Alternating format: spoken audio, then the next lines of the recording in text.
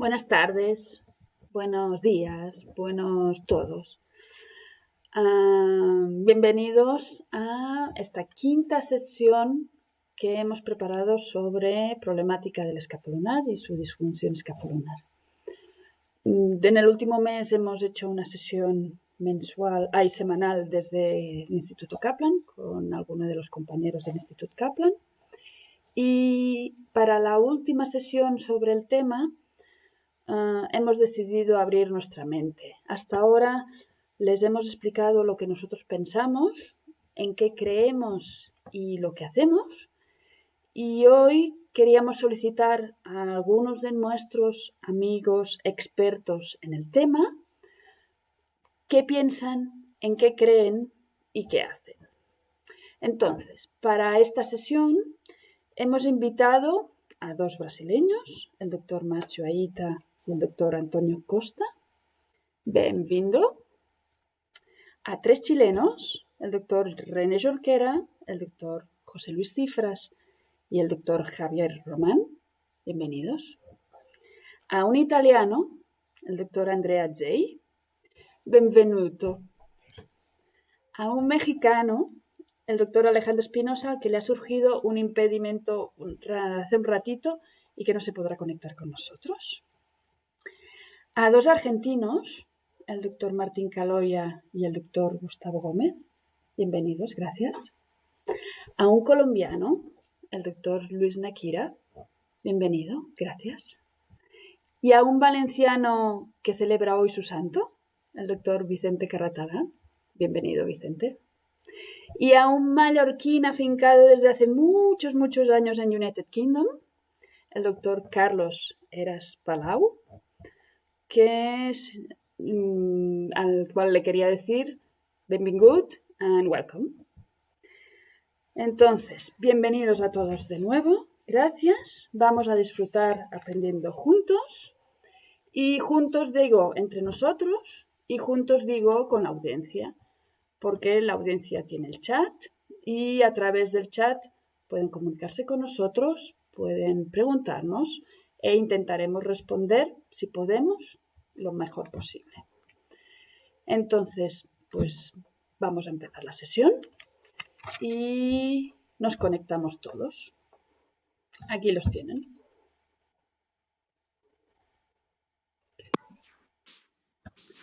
Hola, hola a todos. Hola. Hola Mireia. Hola Mireia. Hola. Hola. Mireia. Hola Mireia. Buenas. Hola Mireia. Hola a todo el mundo. Gracias por venir. Ante todo, yo quería preguntar si alguien de vosotros que ha estado viendo las sesiones que hemos hecho en estas últimas semanas tiene algún comentario que hacernos o alguna aportación o algo. Mireia, ¿te puedo hacer un comentario? Sí, por favor. Creo que fue a raíz de una pregunta que Alex explicó, y la pregunta era si la denervación es una buena operación para la inestabilidad escafoidal. Y la respuesta corta es no, porque el paciente con cualquier inestabilidad tiene varios problemas, pero uno de ellos es esa sensación de inestabilidad, esa debilidad y esa incapacidad para cargar la muñeca. Entonces, uno de los problemas es que sí, una denervación le puede quitar algo del dolor, pero no le solventa el problema. Nosotros hacemos bastantes denervaciones y hacemos un test funcional antes de hacer una denervación. Ponemos anestesia local y los hacemos trabajar con una máquina que se llama un BTE, Baltimore Testing Exercise. Y que lo que los pacientes te dicen con la anestesia local es que sí, que les quita el dolor, pero no les resuelve el problema, porque todavía tienen estabilidad. Un caso distinto es el que la muñeca ha degenerado, se ha colapsado, está mal alineada y tienen degeneración. Y en esos pacientes que están ya convirtiéndose en un snack, una denervación sí que puede ayudar. Gracias. Muy bien. Parleu, hablad cuando penséis. Pues... Ha levantado la mano Marc. Ya, yo primero. La verdad es que creo que has dado en el clavo. Desde luego, la denervación en una inestabilidad que es un síntoma, no es un signo, es una sensación que tiene el paciente de que se le va a desmoronar, no está indicada la denervación nunca. En cambio, cuando ya ha acabado, diríamos, se ha colapsado y tenemos el carpo con una desaxación, con artrosis, con degeneración capsular, que tiene una cápsula en unos sitios está retraída, en otros está dada. Pues en estos casos la denervación es casi obligada. Pero es que lo que encuentras en la denervación ya no es un nervio normal.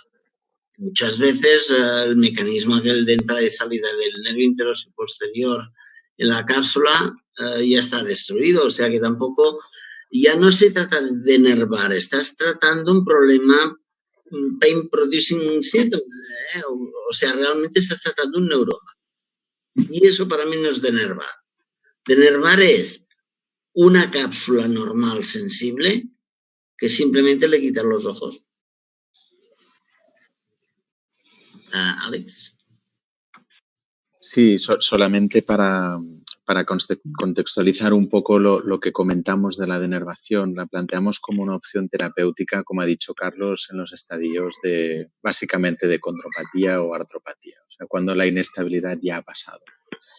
Y yo quería aprovechar para hacerte una pregunta, porque sé que tenéis mucha experiencia en esto, Carlos.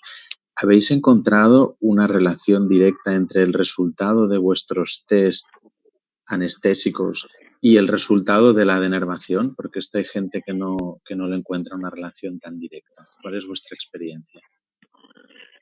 Sí, nosotros hemos mirado nuestros resultados y hemos hecho muchas. Miramos unas 500 denervaciones que hemos hecho en los últimos 20 años. Y la manera que lo hacemos nosotros sí que nos sirve hacer un test antes de la operación, en el sentido de que descartamos a muchos pacientes. Para que sean un buen candidato para la denervación, hacemos un test pre-block anestético y post-block anestético, y lo que queremos es que el block anestético les quite el 90% del dolor y la capacidad de trabajo sea el 300% de lo que era antes. Si no tienen un resultado espectacularmente bueno, no les ofrecemos una denervación. Tendrán una artrodesis mediocarpiana o una excisión de la proximal del carpo o alguna otra opción. Entonces los hacemos bastante selectivos y yo creo que el test me ayuda a encontrar los que no irían bien antes de hacerlos.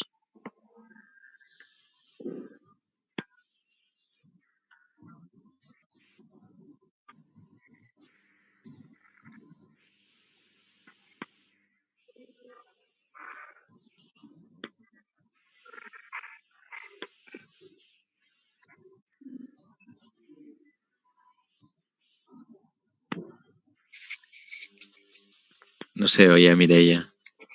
No. Bueno, como no se le oye, quizá podemos plantear lo que habíamos dicho. Si alguien quiere hacer algún comentario sobre lo que se dijo en las sesiones previas o romper un poco el fuego a las preguntas con un caso que Marc también había planteado. ¿Hola? Ahora sí. ¿Queréis que hablemos yo iba a decir una cosa. El test que miráis, el 300%, ¿solo mira la fuerza? O sea, ¿la mejoría en la fuerza o la mejoría en la movilidad? ¿O mira o valora el dolor? ¿Qué parámetros valora el BMTIE? La máquina esta que usamos está conectada a un ordenador y te da la fuerza y eso, pero el parámetro que más útil es el work output, que es la fuerza multiplicada por el tiempo, y eso incluye endurance, y luego tienen una marca lineal que van marcando el dolor que tienen, como van avanzando, ¿no? Es la capacidad de trabajo que pueden generar. Muy bien. Y lo hacemos específicamente según el trabajo que tengan. Por ejemplo, si es uno que pone ladrillos, pues hacemos un movimiento de hacer eso. O uno que conduce una moto, pues el movimiento de hacer este, ¿no? lo podemos reproducir bastante bien la actividad laboral que ellos tienen. Bien, muy interesante. Interesante. Perfecto, porque responde a la pregunta que había hecho Fernando del Canto, sobre cómo se valora la capacidad de trabajo después de hacer el bloqueo anestésico. Muy bien. ¿Alguien tiene algún comentario? ¿O voy al caso que quería comentar Marc? Mira, imaginaos un paciente joven de unos 44 años que en su adolescencia, sobre los 16, tuvo una fractura de radio, tratada conservadoramente, que se incorporó al mercado de trabajo como cerrajero y que ha estado perfectamente de su muñeca derecha, que es su mano dominante, sin problema alguno. Ahora se plantea un cambio de trabajo y quiere coger un trabajo de encofrador que pagan más. Y os viene a ver porque su muñeca tiene una forma diferente y en la empresa le han dicho que valoréis si su trabajo de encofrador lo puede realizar sin problema porque tiene una mano diferente una de la otra. Entonces, cuando lo exploráis, tiene una limitación de la flexión mínima comparada con la contralateral y un defecto de supinación del antebrazo de unos 35 grados. Tiene un Watson positivo y radiológicamente vemos que el radio ha quedado con una dorsiflexión, tiene un cúbito plus de unos 2 milímetros que en la contralateral no veis y su angulación frontal es menor que en la contralateral en unos 7 grados. Los ángulos escafolunares, pues el de la derecha, que es la mala, pues está en unos 8,85, mientras que a la izquierda está en unos 70. Y tiene una diástasis de 5 milímetros del espacio escafolunar, cuando en la contralateral solo tiene de 2. Entonces, nosotros nos planteamos 3 preguntas. Primero, si le podemos decir que empieza a trabajar de encofrador con su mano dominante, que es la anormal. Segundo, si nos dice, ostras, pues yo lo que quiero es ir a trabajar, ¿qué debo hacer o qué me proponen ustedes? Y ya está.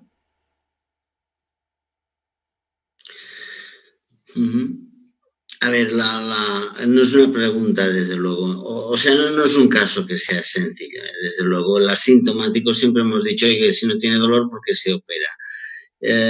Pone a tela de juicio pues el típico caso de un chico de 44 años, ya no es muy joven, diríamos, con una patología clara en el lado derecho, y la inclinación dorsal, y se plantean las siguientes cosas. Por una parte, la cirugía preventiva, ¿cómo se plantea? Y en este caso, pues, ¿qué plantearíais? Fijaros, hay 3 problemas. 1, la distal radiocubital no es muy importante porque en este caso probablemente no hay un problema de diáfisi, ¿sí? Pero tenemos esta báscula dorsal distal del radio de unos 30, porque pasamos de 10 palmar a 15 dorsal. Es igual. Esto tiene un hundimiento también radial y tiene la varianza ulnar.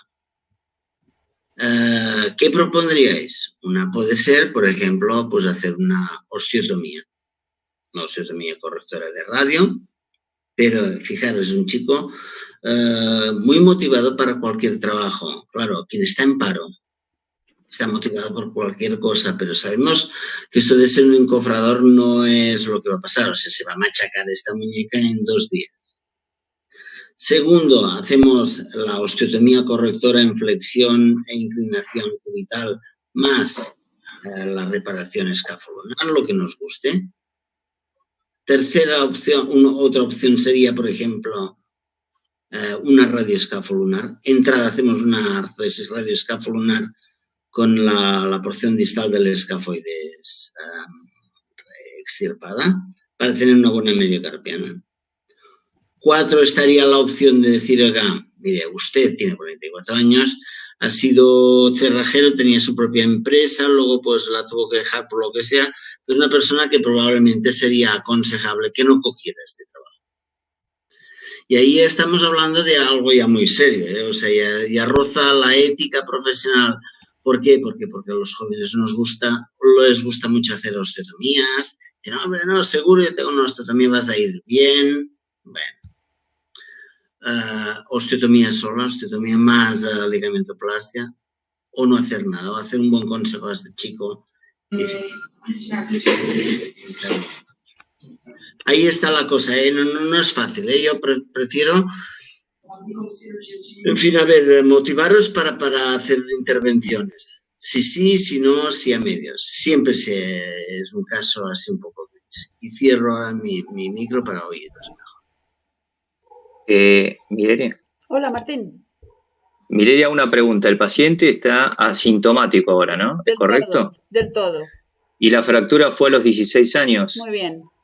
Es decir, que ese carpo se adaptó a convivir con una desalineación del radio y el paciente evolucionó de los 16 a los 44 en plena actividad activa asintomático. Perfecto, muy bien. Es decir, que nosotros tenemos que pensar que si vamos a volver a corregir a lo que habitualmente tendría que ser normal, puede ser algo que ya se adaptó, lo estemos descorrigiendo y desalineando y le traigamos un problema. ¿Es correcto? Puede ser. Okay. Muy bien. Muy bien. Con lo cual, quizá le aconsejarías no trabajar de encofrador. Y probablemente sería uno de los consejos, pero no sería también tomado tan fácil a un paciente de 44 años activo que posiblemente le den mucho más dinero y estará muy estimulado para ganar ese más dinero. Claro. Pero por eso es como dice Marc, es difícil a veces la toma de la decisión, porque ¿qué tenemos que corregir? Claro. Esperad que se ha incorporado el doctor Antonio Costa. Bienvenido. Gracias, muchas gracias. De nada. ¿Quién más quería? Una pregunta, Mireia. Dime. En cuanto a la radiología, los cartílagos de la radiocarpiana, mediocarpiana, la superficie articular, ¿están indemnes, Marc? ¿Mireia? Sí que están indemnes, ¿no, Marc? Espera, Marc. Esta era una de las trampas. O sea, cuando yo os decía, ¿qué le propondríais? Yo de entrada le propondría una artroscopia, desde luego. Y aparte de los cartílagos, puedes tomar una decisión ya más. Pero ya estamos un poco en el campo aquel de decir, mira, hacemos una artroscopia porque queremos ser bastante proactivos en este caso. ¿Y por qué debemos ser proactivos? Porque esta es la única situación en la cual lo que es seguro, vamos, yo creo, es una cosa de creencia propia, de que va a ir mal. Un trabajo de fuerza a este chico le destroza la muñeca y no serán aquellos slacks que pasan asintomáticos. Yo creo que una artroscopia casi que es lo único que yo le diría, oye, o la haces o mejor que tomes otra decisión. Artroscopia de entrada. Y lógicamente veremos la típica lesión condral, osteocondral del polo proximal del hueso del escafoides. Probablemente veremos que la mediocarpiana también está un poco defectuosa y esto nos pondrá también un poco en contra de nosotros mismos, en el sentido de decir, oye, si tú ves esto, no le dices, bueno, ves tirando. No, luego ya tienes que hacer más actividad. Claro, venga, a ver qué piensan los demás. ¿Alguien le propondría una ligamentoplastia o una reparación de la diástasis escafolunar? O... No. Muy bien. ¿Y lucharíamos porque se quitara de la cabeza el ser encofrador? ¿O le diríamos, mira, tienes patología y esto irá fatal dentro de un tiempo, pues, ¿qué haríamos? Estamos en un tiempo que es muy difícil decirle... Javier quiere decir algo. Javier quiere. Hola, Javier. Sí, bueno, hola. Creo que es una decisión muy compleja porque los pacientes demandan muchas cosas y no aceptan lo que ya tienen perdido. Entonces, es muy difícil convencerlos de que no se puede obtener una garantía de resultado en una cirugía de plastilla. Si él se animara a hacer algo, lo único que yo me atrevería a hacer sería una osteotomía correctora pensando en la radiocarpiana en el futuro. pero desincentivaría la cirugía si pudiera él tener otra opción de trabajo. Muy bien. Hola, José Luis. Hola, Mireia. Hola a todos. Trabajando más de 10 años en una mutua, este paciente ni lo tocaría, porque lo más probable es que después de cualquier intervención tendría la baja. Es lo que nos vemos muy a menudo en las mutuas. Así que con lo que me gusta hacer artroscopías, tampoco se la vida. Muy bien. Este paciente ha tenido ya una actividad física, es decir, ha tenido un trabajo manual hasta Era ahora. cerrajero, era cerrajero. Evidentemente el cerrajero no es un encofrador. Ya, bueno, pero ha tenido una vida, es decir, Sí, una vida asintomático. y está completamente asintomático. Sí. Presuponiendo, como dice Marc, que va a tener esas lesiones condrales, porque es verdad que probablemente las tenga, y si no tiene nada de dolor, lo que le puedes proponer después de diagnosticar esas lesiones condrales se lo puedes aplicar más adelante. Por lo tanto, yo creo que advirtiéndole de que eso puede, si fuerza la muñeca, puede derivar en una muñeca dolorosa, en una desestructuración articular, advirtiéndole creo que es suficiente. Realmente es lo que decía Martín, con tantos años de evolución no sé a dónde vamos haciéndole osteotomías o haciéndole... Está todo estructurado. Muy bien. Luis, hola. Yo a todos les quería decir, pues yo creo que este paciente tiene en la cabeza hacer un oficio nuevo, está sin ningún síntoma, y por qué no más lo seguimos y lo ponemos a hacer su trabajo nuevo y a ver cómo va, a ver si empieza o se descompensa, empieza con dolor, y ya si tiene dolor, pues ya miramos si de pronto una muy buena opción es lo que dice el doctor Marc, hacer un artroscopio y mirar si tiene unas lesiones condrales o no. Ya si teniendo lesiones condrales, si no tiene, pues nos vamos a una corrección. Y si tiene lesiones condrales, vamos a otro tipo de cirugía. Pero yo animaría a que hiciera su trabajo con alguna protección, si es posible, para mover menos la muñeca, alguna pues protecciones adicionales y con unos horarios pues de pronto, pero quisiera su trabajo y ver si es sintomático o no, es que no sabemos todavía. Pensamos que puede ser sintomático. Alex. Yo más o menos entiendo que lo que estamos planteando es un poco la frase que decía Carlos Zeidenberg hace 2 semanas en el Ateneo de Climba, ¿no? Saber si este paciente está en la cubierta del Titanic o está en la cubierta de un barco que va a acabar esquivando el iceberg en el último momento, y esto no lo sabemos. O sea, no sabemos qué va a pasar con él porque ahora está sintomático. Pero yo quería haceros 2 preguntas.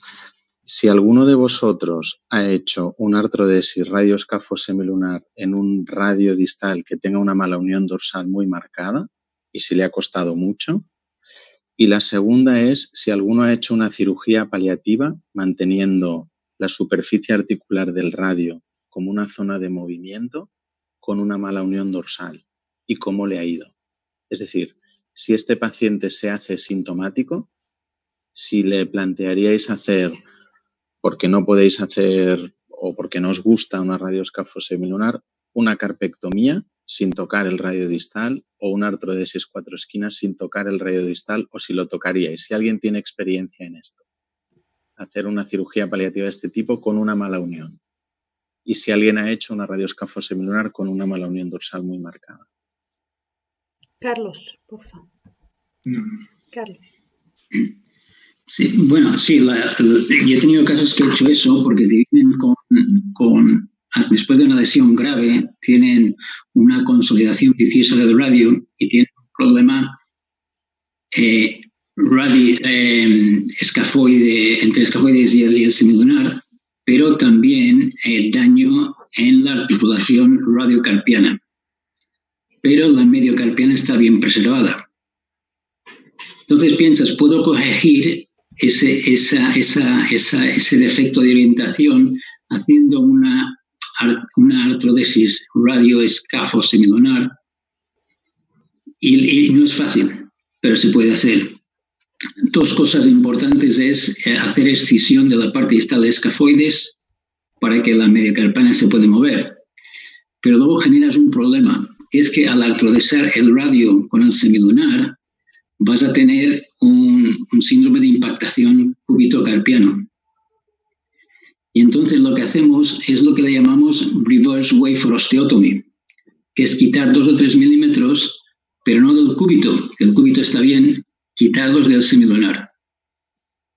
Y un poco del piramidal si se necesita. Entonces, con una operación solventas 2 problemas.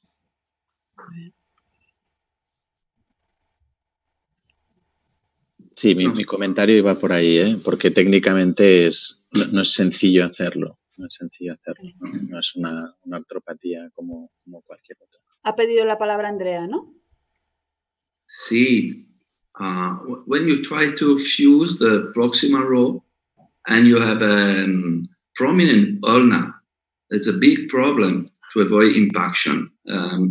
Also, wafer position is not that good because the sigmoid notch is tilted according to the dorsal malrotation of the distal radius.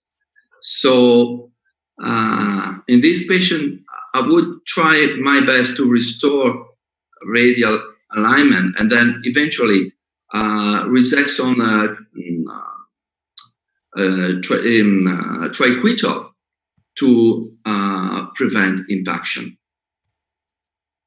It's a very bad surgery, very difficult to realign the proximal row with a dorsally tilted distal radius. That's what my experience was. I don't know if Yo estoy de acuerdo con Andrea y si ese paciente tiene algún grado de inestabilidad de la articulación radiocubital distal, esta operación no va a ayudarle. Sí. A ver, fijaros que ya estamos hablando de una intervención que sería una osteotomía más artrodesis, luego tendríamos que ir al cúbito a un chico que ha venido porque lo envía a una agencia que le busca un empleo para evaluación física antes de ofrecerle el trabajo de encofrador. Y nos hemos metido aquí en una violencia que vamos, y lo sorprendente es que todavía no ha habido nadie que le haya dicho, no, esto se pone una placa de aquí a aquí, y como que eres un trabajador de fuerza, puedes hacer el trabajo tranquilo, la artrodesis total es lo mejor que hay, y le meterán la placa. O sea, este ya sería el colmo. Por otra parte, tenemos la gente que diría, oye, pues, ¿por qué no le pones un, mira, y si pues ya le das una denervación? Estamos, de algún modo, inconscientemente, muy metidos dentro del green y muy poco metidos dentro del psicólogo, aquel que es un poco más holístico, ¿no? Este chico piensa que seguramente tendrá mujer, tendrá hijos, o lo que sea ambidiesto, dice. La verdad es que creemos que a veces vale la pena sentarse con él y decir, oye, aquí están las cosas bastante mal. Y hasta ahora pues te has adaptado y la adaptación ha sido muy buena. Yo no he traído esto para que me digas lo que tendréis que hacer. Pero desde luego los datos que tenemos hay que ampliarlos con una artroscopia porque el cartílago es uno de los elementos clave. Y segundo, tenemos que también hacer todo lo de la denervación. A ver, hasta qué punto cortando aquí o cortando aquel nervio, él puede tener, pues no sé, una propiocepción mejor, una estabilidad mejor. Por otra parte, no pensaba que ahora me saldría nadie diciendo una artrodesis total, pero no sé. Yo creo que es los casos, aquellos que no se puede ver y tratar rápidamente. Bueno, hemos visto un caso de un paciente asintomático y ahora me gustaría que pensáramos qué hacer ante el chico de 23 años que se cae el sábado jugando a fútbol, a básquet con sus amigos y que se hace daño en la muñeca. Lo vemos en la consulta al cabo de 4 o 5 días porque no ha ido a ningún sitio porque pensaba que ya se le pasaría. Y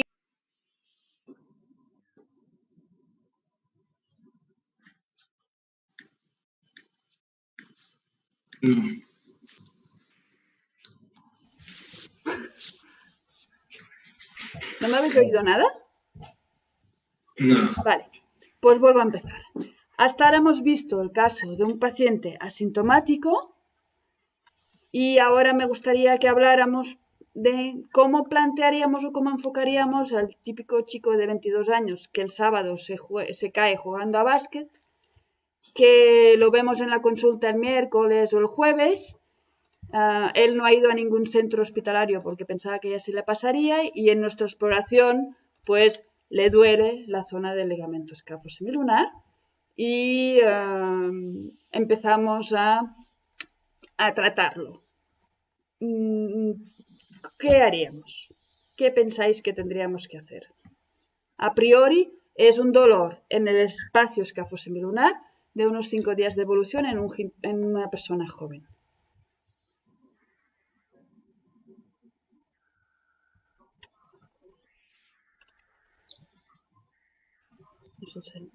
Mireia. Marcio. René Jorquera, antes querías hablar, yo creo que tienes derecho a decir algo, ¿eh? No, era con respecto al caso anterior, pero ya estaba medio definido. Pero en este caso en particular yo creo que es muy transversal nuestro análisis de que tenemos un paciente con una historia que tiene una clínica importante, un dolor en la zona, independiente de los días de evolución que tenga. Nuestro paso siguiente va a ser el habitual, que es lo que nosotros le transmitimos a nuestro formando, que hace un estudio para saber si existe alguna alteración, por lo menos radiológica, a nivel de nuestra muñeca o carpo, y tener un diagnóstico anatómico de lo que está sucediendo en la zona, por lo menos parcial. Creo que lo que más manda siempre, y lo que es predominante, va a ser la clínica. Nosotros hemos aprendido siempre, nuestro examen físico va a ser el 95% del acercamiento. Nuestro apoyo radiológico es para orientarnos qué está pasando. Yo haría un estudio de imágenes básico inicialmente para empezar a orientar al tratamiento, en el sentido de orientar a la fisiopatología, lo que pasó, a nuestro tratamiento. Tenemos que saber si hay una diástasis, tenemos que saber cómo está el ordenamiento de los huesos del carpo, tenemos que saber si hay otra lesión asociada, y ahí nosotros aventurarnos.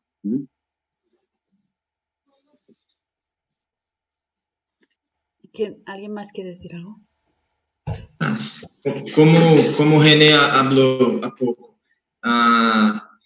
si tienes un estudio de imagen ya validando que existe la lesión, y o que pensas, solo un paréntesis, como está la fibra de este ligamento. Si es una lesión estable o no estable, si es una lesión reparable o no reparable, porque es un caso agudo. Porém, tienes muchas lesiones que no son reparables agudamente. ¿Qué prueba le pedirías, Marcio? ¿Qué prueba le pedirías para saber eso? ¿O qué harías? ¿Cómo lo harías? Eu me gosto mucho de artroscopia. Atsey, en un webinar que estaba con nosotros, mostró cómo ver si la fibrocartílago es reparable o no. Entonces, él desinsufla el garrote y ve si las fibras están sangrando. Si está sangrando, tienes algún potencial de cicatrización. Si no está sangrando, tienes que hacer plastía. Y entonces es el paciente que se ha caído hace una semana y tú ya...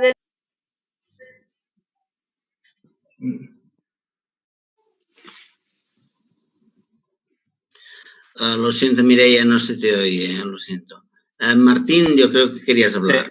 Sí, yo quería decir una cosa. Nosotros en nuestra institución hablamos del triage, una palabra tan de moda, el triage de Mar García Elías. ¿Y qué es el triage? Es que cuando tenemos antes una lesión del ligamento escáfolunar, lo difícil es saber la extensión de la lesión. O sea, es muy importante el tiempo de evolución, como decía, si ese ligamento es cicatrizable o no, si se puede reparar o no, pero además la extensión de la lesión. Entonces, ese espectro lesional a veces es lo difícil de evaluar y donde uno no debe cometer errores. Yo creo que en un estadio agudo, donde nosotros tenemos una diastasis, como vos decías, Mireia, que no sé si lo veías, la diastasis era una diastasis radiológica y calculo que le habías hecho radiografías comparativas para no cometer errores. Nosotros pensamos que en ese caso, si tendríamos que definir hasta dónde está la lesión, creo que la artroscopía es un tratamiento de elección en nuestro caso, siempre y cuando hablemos de que la lesión es una lesión con diastasis y que del otro lado sea normal. Pero vuelvo a hacer hincapié, yo creo que en el triage del análisis del escafo lunar, lo importante es saber la extensión de la lesión, cómo están los estabilizadores secundarios, si están atenuados o no, y en base a eso saber cuál es el correcto tratamiento para ese tipo particular de lesión. Yo puedo hacer un comentario. Me parece súper bueno lo de la artroscopía. Nosotros también la utilizamos mucho, pero creo que primero tenemos, obviamente antes, estudios como radiografías y sobre todo intensificador de imágenes que con maniobras de estrés nos permiten evaluar de manera dinámica. Primero, o por lo menos nosotros le damos mucha importancia antes de ir a una artroscopía y nos fijamos de manera comparativa justamente no solamente el gap o la diástasis, sino la posición del escafoides, si está montado sobre el borde dorsal del radio o no, en comparación a la otra muñeca, la posición del semilunar, si tenemos un semilunar estable o no, si ese semilunar tiene traslación cubital o no, si el semilunar está en extensión o no, y eso nos guía mucho para ya por lo menos cuando vamos a hacer, también a veces utilizamos tomografía, muchas veces para ver la localización exacta de cada hueso con respecto al radio y al resto del carpo, y eso nos guía mucho para saber qué procedimientos podríamos llegar a hacer en el momento de hacer la artroscopía. O sea, no la utilizamos tanto para diagnosticar, sino que cuando vamos a quirófano ya sabemos puntualmente cuál es el procedimiento que muy probablemente haríamos, y por ahí la artroscopía nos puede cambiar el procedimiento, pero generalmente lo estudiamos con muy buena cantidad de imágenes antes de ir a quirófano. Vicente ha pedido la palabra. Yo lo que veo en este caso, el problema es que es un caso muy agudo, ¿no? Y entonces todas esas imágenes muchas veces son completamente normales. Incluso si haces test dinámicos, son completamente normales. En un caso agudo, tan agudo, en un paciente joven, no siempre es fácil que eso te dé el diagnóstico. Y por otro lado, jugamos con el tiempo de reparabilidad del ligamento. Tampoco podemos estar perdiendo el tiempo, ¿no? Entre comillas, con resonancias, con pruebas complementarias que nos pueden retrasar el posible tratamiento de una lesión que en este momento puede ser reparable y más adelante no es reparable. Entonces, sí que es verdad que creo que hay que hacer unas pruebas de imágenes básicas, ¿no? Pero el tener en cuenta la artroscopia en estos casos agudos creo que es importante para poder hacer un diagnóstico y un tratamiento, ya sea por vía artroscópica o vía abierta, pero hacer un tratamiento de una lesión que ahora mismo podemos reparar y a lo mejor de que un tiempo no la podemos reparar. Gracias. Marc. No, simplemente quisiera preguntar a Carlos, porque con Carlos empezamos hace muchísimos años mirando con el ecógrafo, incluso ha hecho una serie de tests allí utilizando el ecógrafo y cada vez estoy más convencido que el ecógrafo tiene que anteceder a la artroscopia, pero casi que es muy importante. ¿Cómo lo tenéis ahora, lo de la ecografía en Derby? Vamos aprendiendo, vamos mejorando y tenemos también un fluoroscopio en consultas y para esos pacientes hacer la fluoroscopia y hacerla también del otro lado. Por a veces te das cuenta que tiene una normalidad y luego miras al otro lado y tiene exactamente lo mismo, ¿no? Y luego hacer una ecografía dinámica del ligamento escafolunar y compararla al otro lado te da una idea muy buena de el grado de inestabilidad, que es lo que ya se ha dicho que es importante. Alex, por favor. Sí, era para comentar sobre lo de la ecografía, que lo ha dicho Carlos, porque además era una de las preguntas que nos hacían a través del chat, ¿no? El uso de la eco. René, por favor.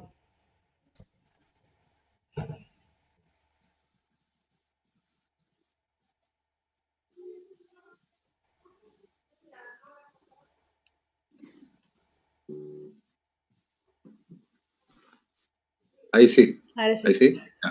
Perdón. Yo tengo una pregunta para Mireia, Alex y Marc, porque nosotros en nuestro centro tenemos muy claro este tipo de paciente y protocolizado lo que hacemos con nuestros pacientes.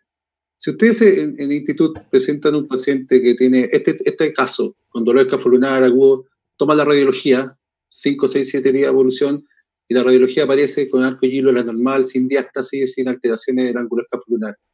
¿Cuál es su conducta en su cabeza está pensando que puede tener una lesión escapular? Pero ¿cuál es su conducta en ese segundo?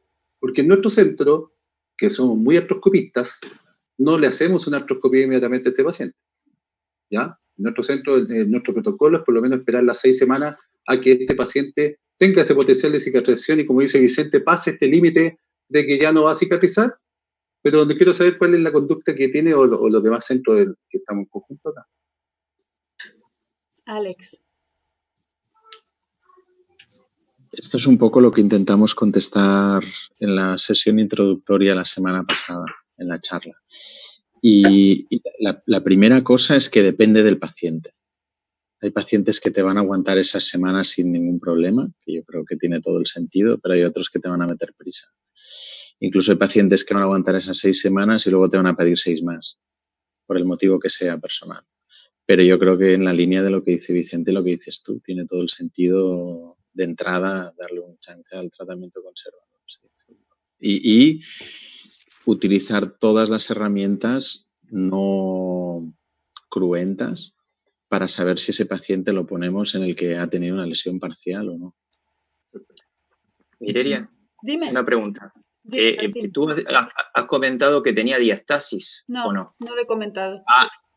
Perfecto. Pensé que habías dicho que tenía diastasis. No. O sea, Se había caído hacía 5 días y lo veíamos por primer día. Y era planificar cómo lo organizamos. Ok. Sin diastasis, por eso yo insistí un poco en estudiarlo mejor antes de ir a hacer la artroscopía. A nosotros otra cosa que nos pasa con los procedimientos quirúrgicos es que tenemos que prever de antemano qué procedimiento vamos a hacer. Porque, por ejemplo, no contamos en quirófano de rutina, no tenemos tornillos interferenciales o cuestiones que, si yo le tengo que hacer una artroscopía para ver qué tiene, voy a tener que hacer una segunda después para tratarlo, con lo cual creo que las imágenes, nosotros tenemos la suerte de poder hacer las imágenes, tanto radiografías como tomografías en el momento, en el día, con lo cual no me retrasaría mucho la artroscopía, pero sí lo estudiaría bien antes de hacer una artroscopía. Mireia, otra pregunta. El paciente no tenía diastasis, pero tenía una fractura de radio, ¿es correcto? No. No tenía fractura de radio, perfecto. Tampoco.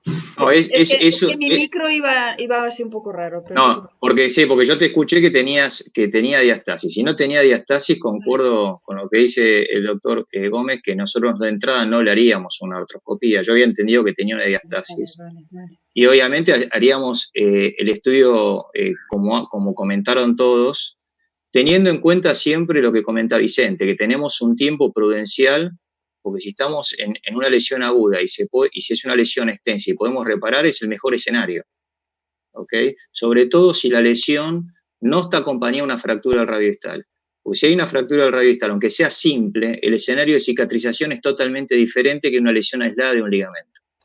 Entonces, ahí concuerdo clavemente que si no hay nada, nosotros obviamente hacemos un tratamiento conservador y lo evaluamos muy de cerca para ver cómo evoluciona y tratamos de agotar todo. No obstante, en Argentina, para hacer una artroscopía, necesitamos, como decía el doctor Gómez, estudios previos y no nos autorizan el procedimiento. No está autorizado como procedimiento diagnóstico. Entonces, en nuestro caso, sí hacemos radiografías y hacemos CT scan y resonancia. Pero yo había entendido que tenía algo de diastasis. Mireia, yo quería... ¿Puedo? Sí. No, yo quería hacer énfasis en esto que acaba de publicar Paco en el libro de la FESH para este año, en que se hace claramente la cuestión esta de la evolución en el tiempo escapular, que no podemos etiquetar de inestabilidad todo lo que vemos. A ver si lo veis aquí. ¿Veis la parte roja? Y que a derecha e izquierda se convierte en azul. Pues un poco es una cosa simbólica para decir, Oye, no todo es inestabilidad. A la derecha, cuando ya ha caído, pues ya no es inestable, pasa a ser estable y desaxado. Y luego empezarán a haber todos los problemas secundarios. Ya no es una inestabilidad, tenemos que tratar al paciente pues como una osteoartritis, como una desaxación, decir lo que queráis. Todo es disfunción, pero inestable es justo alrededor del accidente. Y no podemos decir, oye, es que estamos en un país que no nos dé... No. Oye, sí, hay que correr. Y en este es donde está la urgencia. En cambio, cuando ya nos vienen después de una temporada, oiga, sí, he tenido todo este problema, pero me dijeron, ¿sabe qué? Lo del escafoides, por ejemplo, aquello que dicen, oiga, mire, lo tratamos como si lo fuera y dentro de 15 días ya haremos una resonancia. Y luego, oye, pues si hablamos de esto, esto ya no va a ser agudo, ya no será reparable, es ganar estadios demasiado rápido. Yo creo que es muy importante que tenemos que manifestarnos todos a favor de ser muy proactivos en este periodo y en el otro periodo, cuando ahí hablamos de stiffness, de rigidez, de artrosis. Oye, tú no es culpa nuestra de que haya llegado a hacer, pero ya es otro diagnóstico para lo cual tenemos que hacer otras cosas.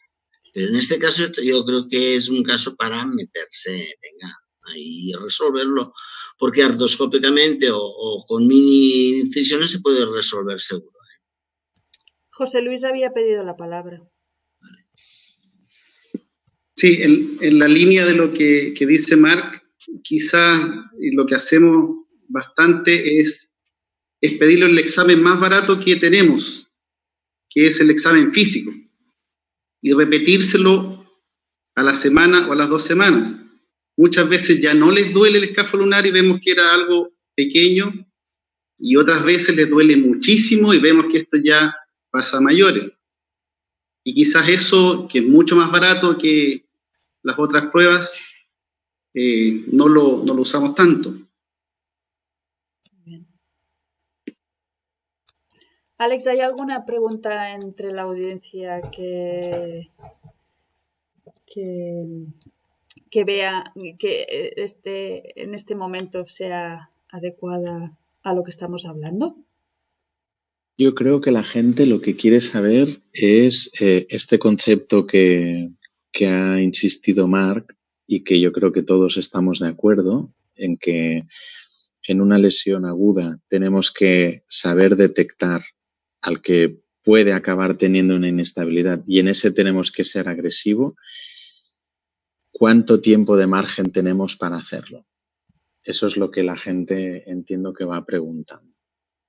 O sea, desde que el paciente tiene la lesión, ¿cuánto tiempo de margen tenemos para poder ser agresivos para tratar esa lesión?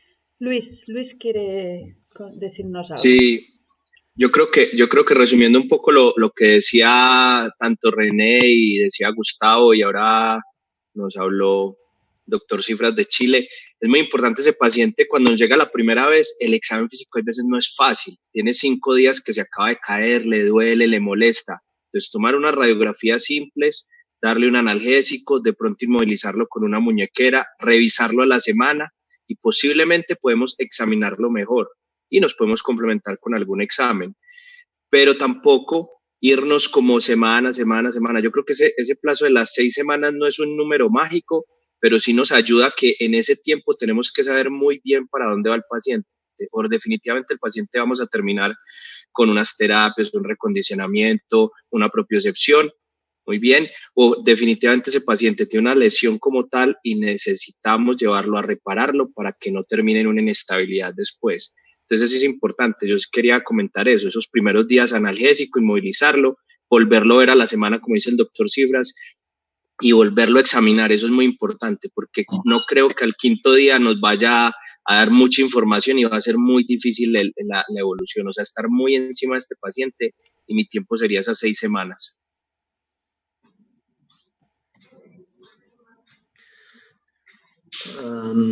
¿Qué tal si pasamos a otro caso? Ahora yo quiero presentar otra opción, otra solución que probablemente no va por ahí. Recuerdo que era en una sesión clínica que se hizo aquí en el Kaplan hace ya años, quizá 6 o 7 años.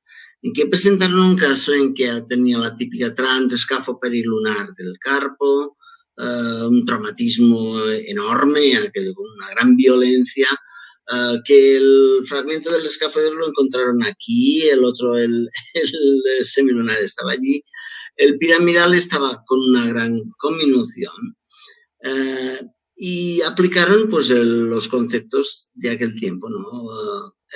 Internal fixation y todo, ¿no? O sea, cogieron los fragmentos allí en la misma mesa, los pusieron con agujas de Kirchner, abrían por detrás, lo metieron por allí y quedó pues una reducción. 1000 agujas, un desastre. ¿Por qué? Porque no lo pudieron movilizar. Un traumatismo de alta energía. Un traumatismo de alta energía no lo pudieron movilizar ni con agujas ni sin agujas. Lógicamente hizo todo lo que Paco luego describe, que es esa pseudo distrofia refleja, que no es otra cosa que iatrogenia. Este chico acabó, y lo sé porque luego lo presentaron más adelante en la academia de aquí de Barcelona, acabó con una movilidad de 3 de extensión a 15 de flexión, con mucho dolor, 3 años, una incapacidad enorme, un desastre. Un desastre porque lo habían tratado exactamente pues, con los dictados aquellos de la ONU o REF, ¿no? Open Reduction Internal Fixation, con agujas, porque había un demasiado. En estos casos, yo creo que esto es otro ballgame, esto es otro deporte, esto es otro paciente. Este paciente de entrada ya no es agudo, es súper agudo, en el sentido de que la naturaleza ya ha hecho la carpectomía proximal de entrada. Oye, pues no vayas en contra. El semilunar va y se tira. El escafoide del proximal se tira también. Tienes que hacer algo que permita movilidad inmediata. Porque el tratamiento de estos casos nunca van a hacer una inestabilidad. El traumatismo de alta energía no va a hacer nunca una inestabilidad. Lo que va a hacer es siempre rigidez, dolor. Y si encima le hacemos unos métodos de contención fracturaria basados en agujas, las agujas ya sabéis el problema que tienen, no se pueden mover, empiezan a romperse, el paciente le duele, es un desastre, tenemos que pensar en otra situación. En estos casos, pensad que tenemos que empezar a pensar no tanto en huesos, sino en partes blandas. La parte blanda es el que te va a decir si es un traumatismo de alta energía. Ya no hay un ligamento roto, hay 1000 ligamentos. Es que los ligamentos, algunos están arrancados, otros avulsionados, pequeños fragmentos osteocondrales que están nadando ahí dentro. Tienes fracturas, la cápsula está totalmente deshecha. No puedes suturarlo. Bueno, ¿qué podemos hacer? Ahí es donde yo introduzco el tercer elemento.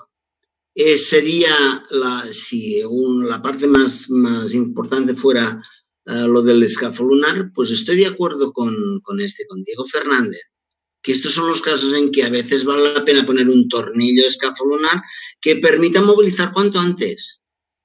Pero no porque creas en el tornillo, porque tú crees en la movilización inmediata. Y si no tienes movilización inmediata, pues oye, haz una carpectomía proximal, pero que lo puedas mover. Y desde luego, si hay mucha conminución, desde luego, pues no sé, incluso en el caso de poner una placa de estas subcutáneas de artrodesis parcial oye, hay que movilizar inmediatamente. Y este es el caso que os quiero proponer. Aunque radiológicamente pensemos que es una escafolunar, es mucho más. Antonio Costa, venga. Por favor. Hola a todos, perdón porque yo estaba en una otra charla de Chesco en Barcelona también. Solamente cambié de hospital en Barcelona. Creo, yo estoy totalmente de acuerdo con Mark, porque creo que una de las buenas cosas que Lalonde trajo para nosotros es que puede checar en la cirugía que podemos mover la mano o la muñeca, que no tiene problema con algunas cosas. Con esto sabemos que el resultado es totalmente mejor, es diferente. Yo tengo experiencia con los tornillos por la articulación escapular o lunopiramidal y yo creo que los resultados son mejores y que permiten con 2-3 semanas empezar la movimentación. No de inmediato, pero 15 días, sacando los puntos. Si tiene una buena terapista de la mano, una terapista que conoce la patología, conoce el tipo de cirugía, es perfectamente posible. Muy bien. Coincido con Marc. Nosotros tuvimos la suerte de estar con Diego cuando empezó a colocar el tornillo. Me acuerdo cuando empezamos con los primeros casos que yo lo ayudé, y la idea de Diego la había tomado de Tim Herbert, y justamente el problema que tenía cuando se hacían las ligamentoplastia era la rigidez que producía con el daño cuando hacía la apertura capsular. Entonces el tornillo lo que le permitía es a partir de los 15 días empezar con la rehabilitación. Y nosotros tenemos mucha experiencia en los casos acute de escafolunar, hacer los artroscópicos, hacer reparaciones artroscópicas y colocar un tornillo, que es un trabajo que estamos haciendo, ya llevamos 15 o 16 casos, y como dice Marc, el resultado funcional es muy bueno. Es verdad que el único secreto de eso es colocar correctamente el tornillo en el correcto eje de la articulación escafolunar, que es el único trick que tiene esa técnica. Pero yo lo he visto a Diego incluso hacer y los resultados eran muy buenos.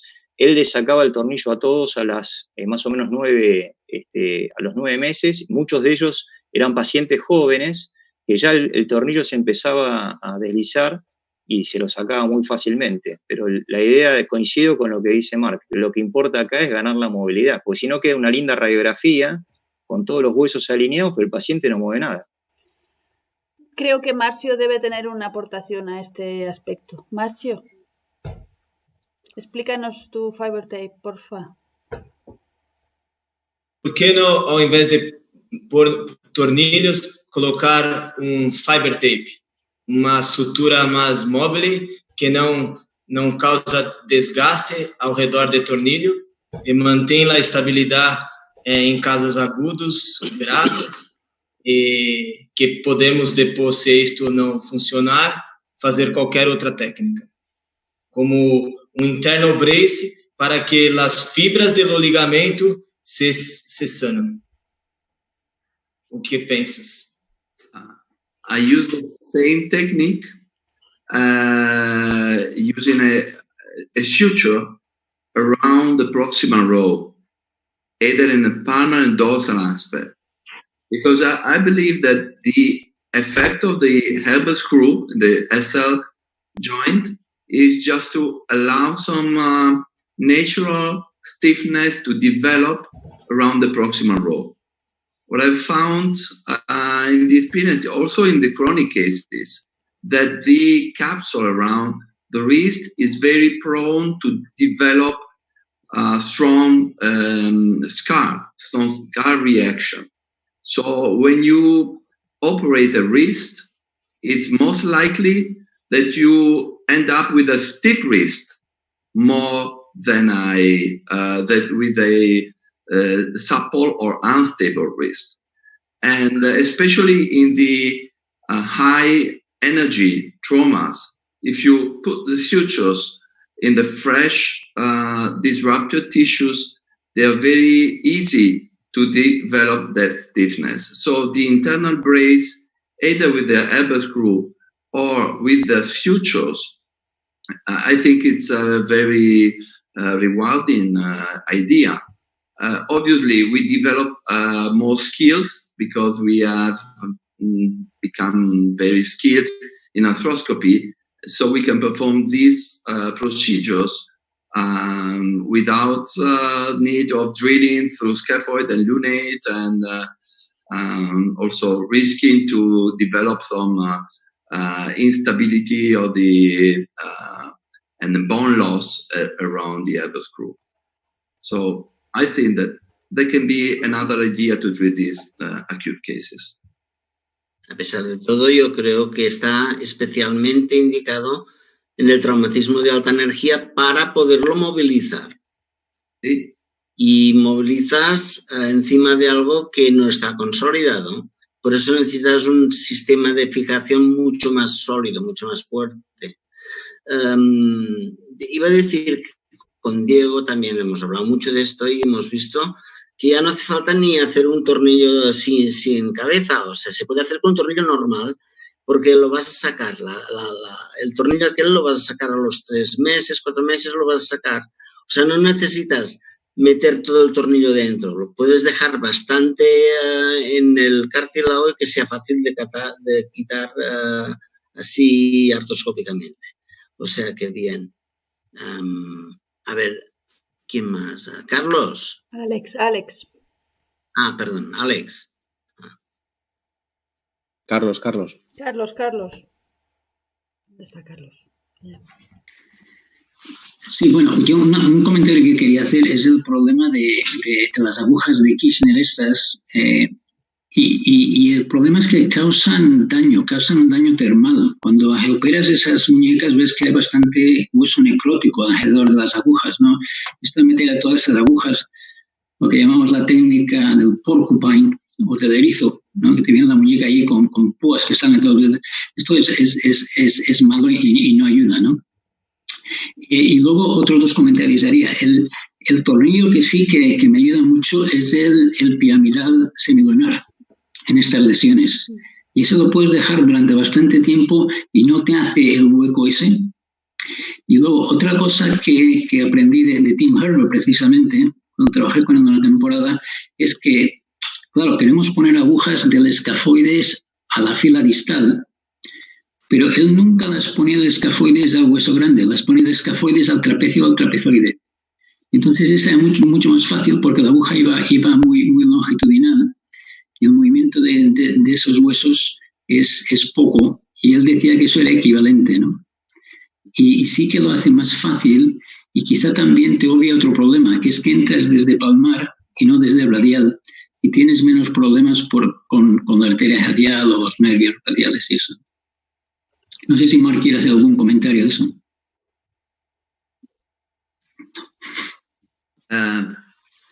I found this technique very interesting. It was developed also by Kuhlman.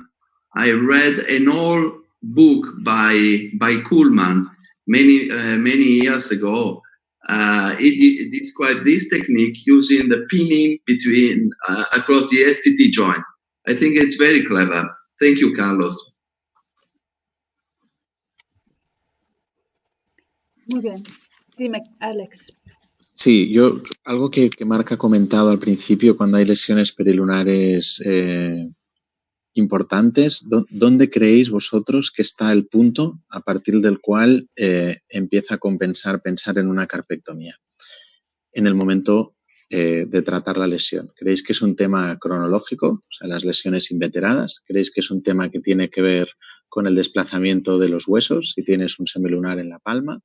¿Creéis que es un tema que tiene que ver con minución? ¿Dónde creéis que empieza a valer la pena? Yo creo que todos tenemos experiencia de alguna vez haber hecho una carpectomía en una lesión aguda. ¿Dónde empieza a merecer la pena olvidarse de ponerlo todo en su sitio y hacer una carpectomía? Dicho de otra manera, el más largo, ¿cuál es el caso que habéis podido reducir con más tiempo de evolución? Siempre he oído a Julio Talesnik decir que hasta los 8 meses que recordaba un caso, pero más no. Y yo, desde luego, los que tenemos hechos así de reducciones así un poco extemporáneas, un poco, pues 3 meses como mucho. Pero ya son casos de aquellos que, en fin, que es difícil. Y yo creo que no hay una norma. Es la típica norma que tienes que plantearte delante del paciente, porque el paciente es quien tiene que decidir.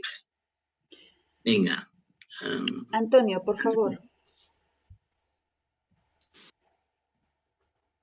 Yo tengo un caso con 2 meses, con una evolución buena, con poca dolor y con una movimentación de 45, que creo que es bueno. Yo tengo un caso muy curioso porque era una persona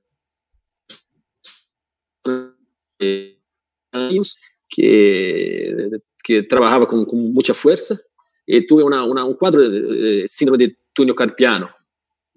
Cuando yo hice una radiografía, había un semilunar en túnel del carpo. Hacía todo, con una fuerza normal. Yo solo saqué el semilunar y se quedó bien. Y yo no sé qué pasó más porque esto ya tiene 15 años. La persona creo que está bien ahora. Yo no sé. Entonces son casos curiosos y no hay un patrón de evolución, creo. Lo más divertido fue aquel caso que fuimos a sacar el semilunar y al sacarlo era de Silastic. Silastic que le habían puesto hace años, él ni se acordaba de nada. Era un Silastic al usado. Mira, en el túnel. Es tontería eso. ¿Hay alguna pregunta en el chat, Alex, acorde con lo que estamos diciendo? ¿O algo que cuadre en el tema que estamos tratando ahora? Bueno, no, algún comentario, ¿no? Uno, por ejemplo, sobre esto, ¿no? Sobre hacer alguna carpectomía proximal en alguna lesión o muy severa o inveterada, ¿no? Y que el resultado había sido razonablemente bueno. Pero tenemos a la gente muy tímida. Muy tímida. Yo tengo un caso de una gran escafo operada inveterada a los 3 meses, el caso que comentaba Marc. Yo era jovencita y pensé, yo puedo.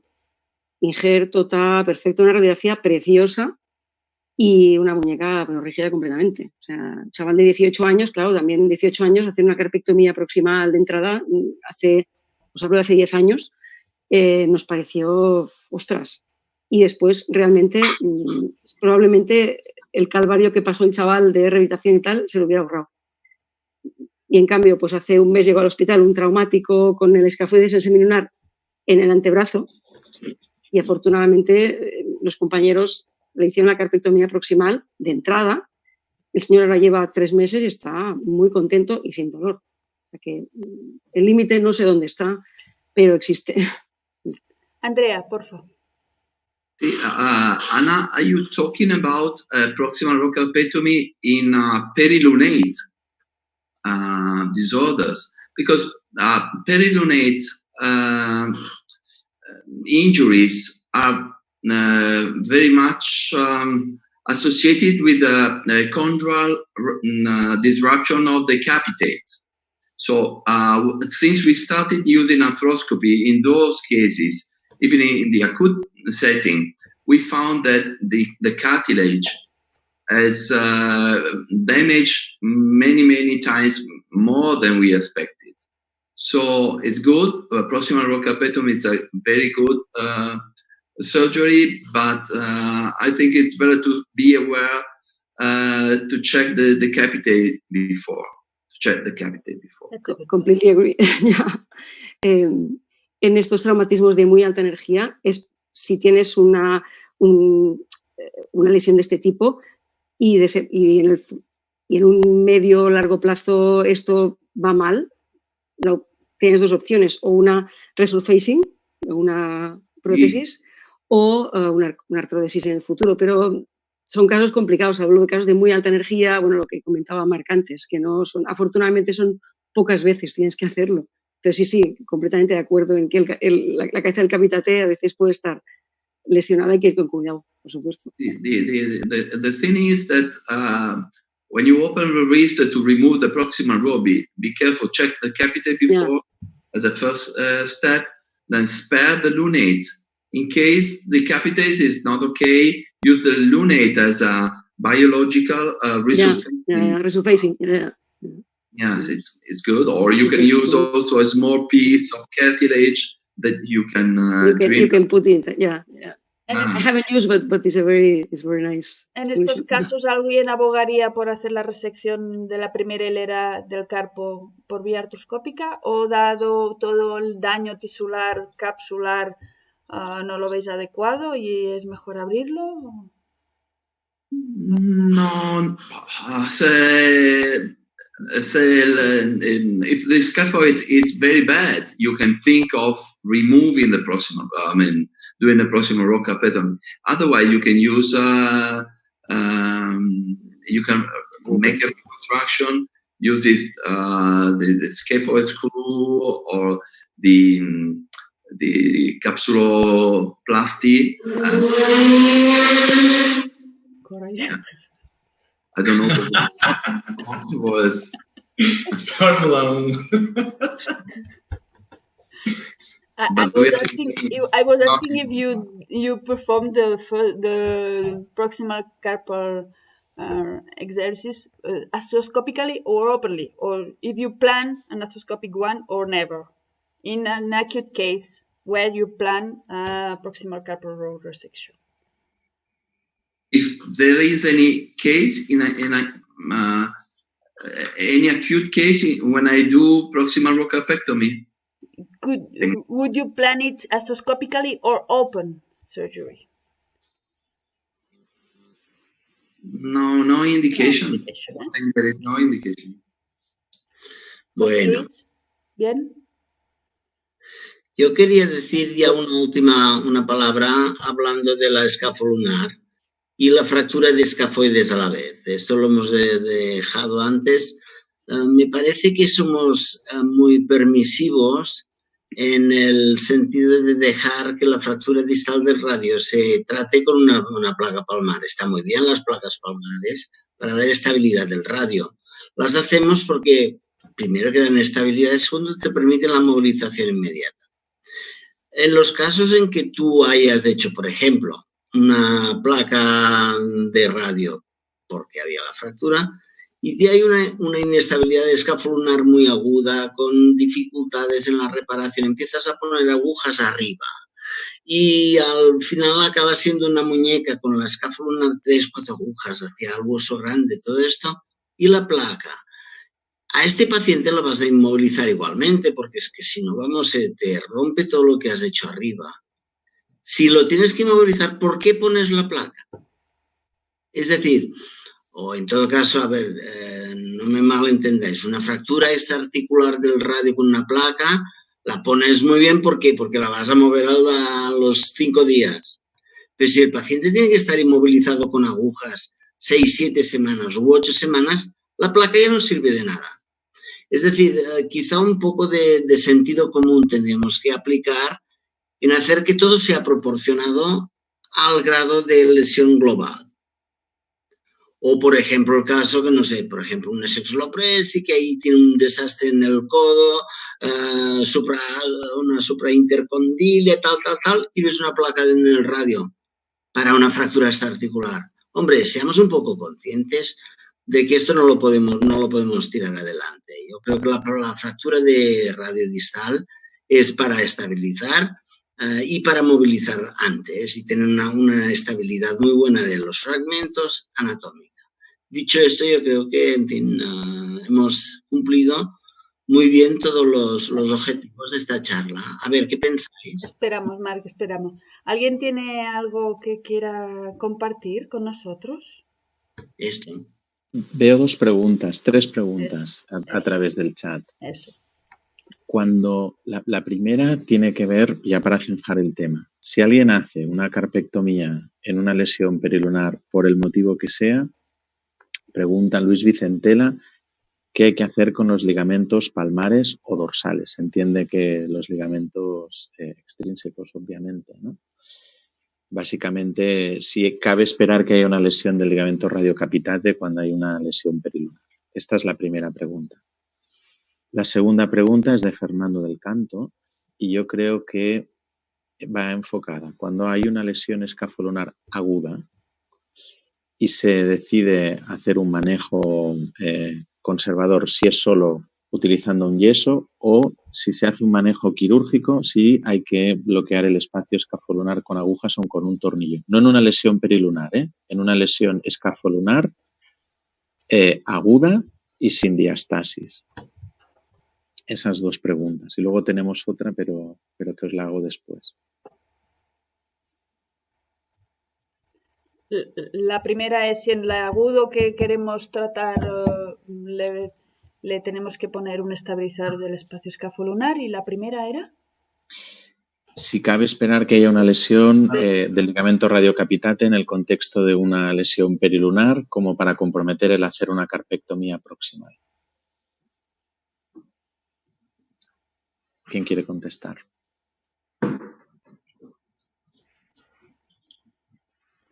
Contestaré a esta porque aparte hay bastante experiencia en las carpectomías proximales nuestras. Siempre vamos a localizar el ligamento radiocapitate porque casi siempre está elongado. Lo insertamos de la esteroide radial y lo reanclamos en la esteroide radial una vez hecha la carpectomía. Es decir, no lo demos por seguro de que está deshilachado porque seguro que lo está. O sea, yo siempre voy a reponerlo en la esteroide radial, el ligamento radiocapitate. ¿Por qué? Porque es el único que queda ahí. ¿Y qué más? Sí, esta es una pregunta que también vuelve a hacerme. Sí, la del tornillo escafolunar. Yo creo que si uno tiene la idea de que el paciente puede quedar al 100%, el tornillo escafolunar le va a fallar siempre. O sea, para mí el tornillo escafolunar se coloca en los casos de alta energía, en que ya de entrada ya aceptas que va a haber una rigidez, que aquel momento de tijera que tiene el escafolunar se va a perder. Ahí lo utilizas para, en fin, de perdidos al río, ¿no?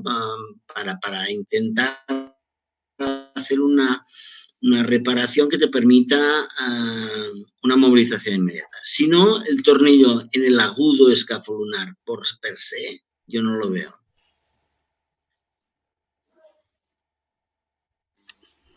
¿Y el resto?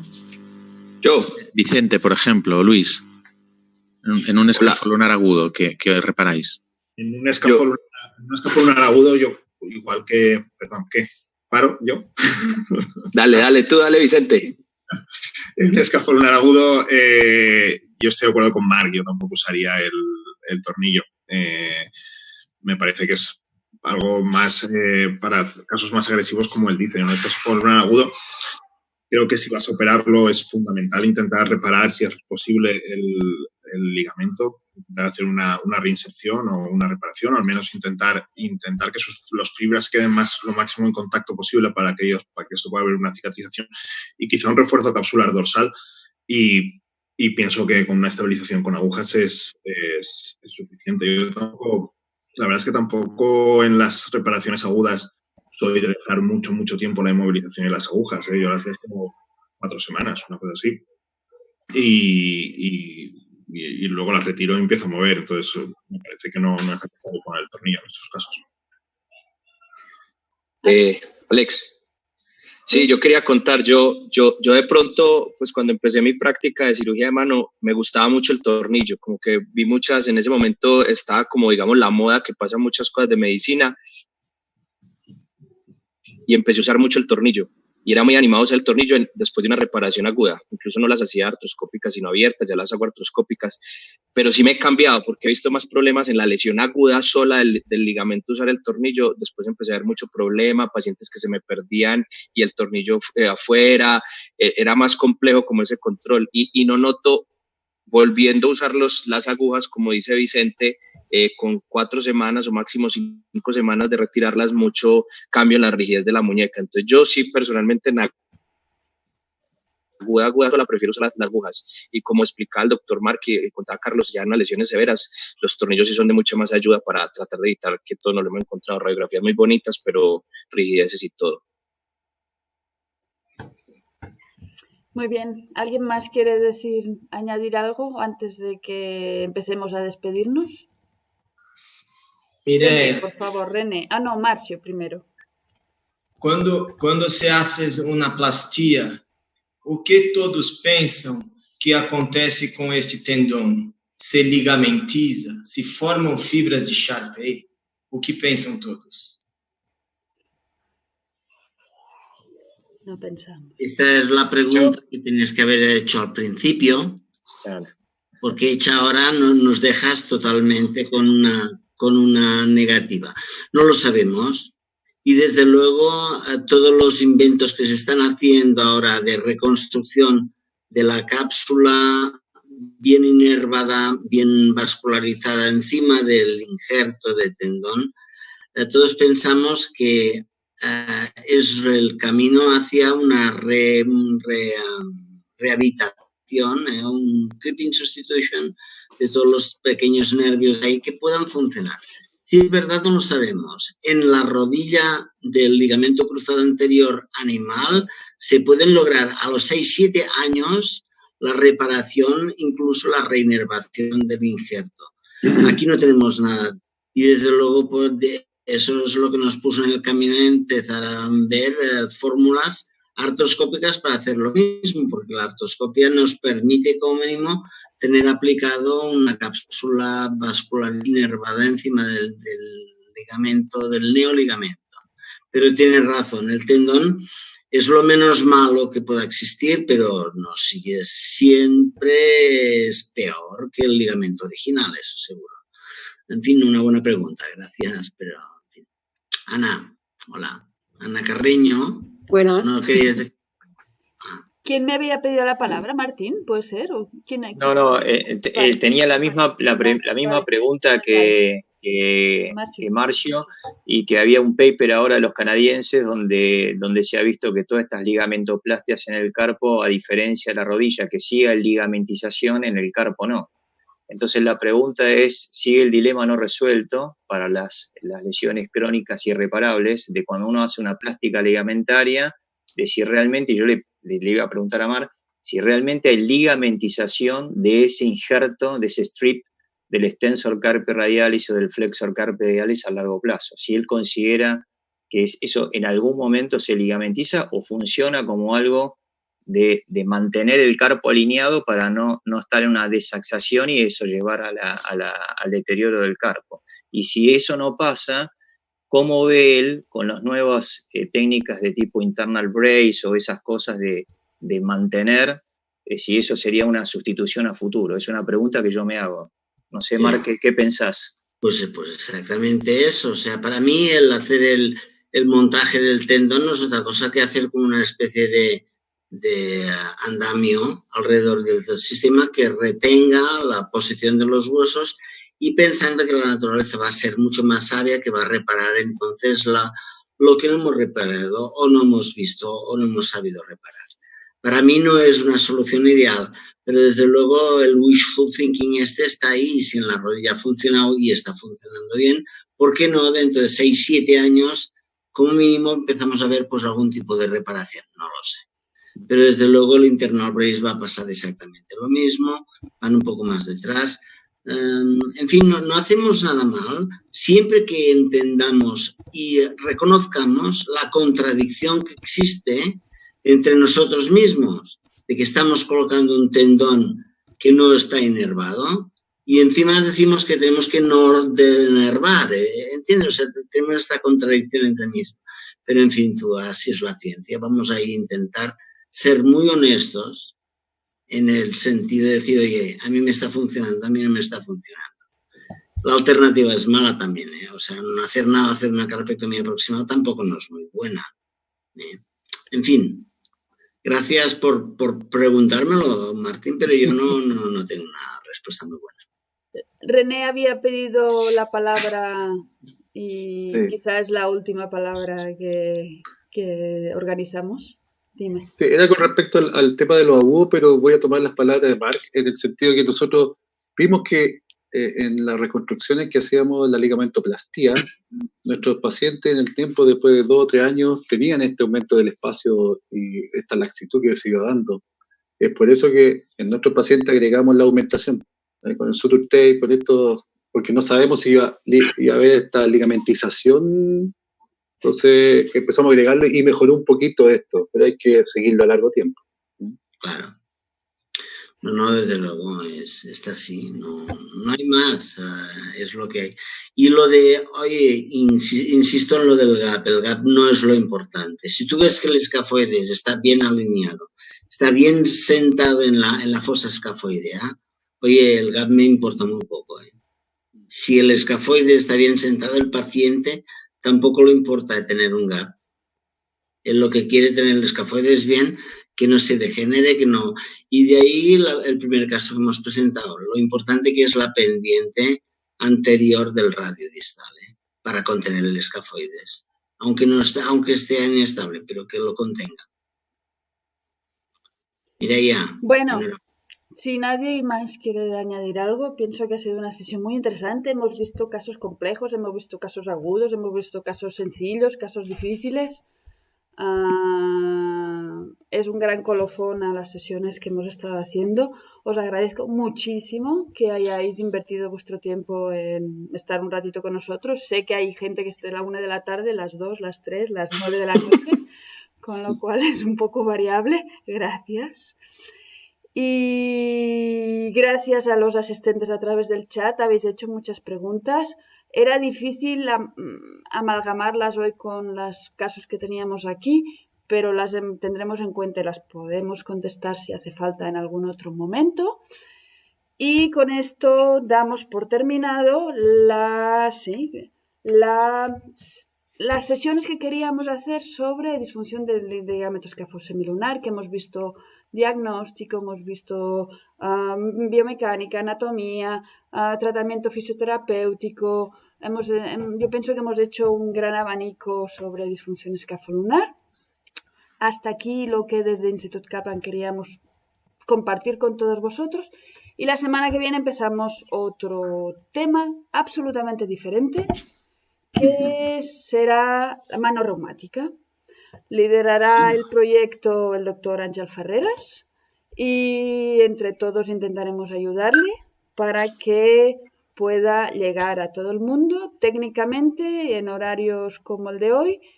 Y esto empieza el miércoles de la semana, este miércoles, dentro de 2 días. O sea que empezaremos la promoción justo ahora al haber acabado esta sesión. Y de nuevo, muchas gracias a todos y hasta siempre. Gracias. Chao, chao. Gracias a todos. Sigan bien, síganse